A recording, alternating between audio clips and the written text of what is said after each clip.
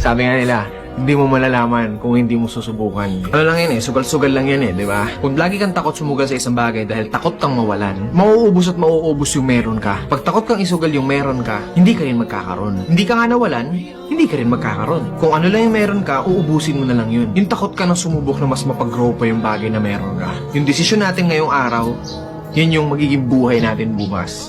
Kung nasaan ako ngayon, kung nasaan ka ngayon, desisyon mo yan kahapon. So, kung magdidesisyon tayo ngayon ng magandang desisyon, malaki ang posibilidad na meron din tayong magandang buhay bukas.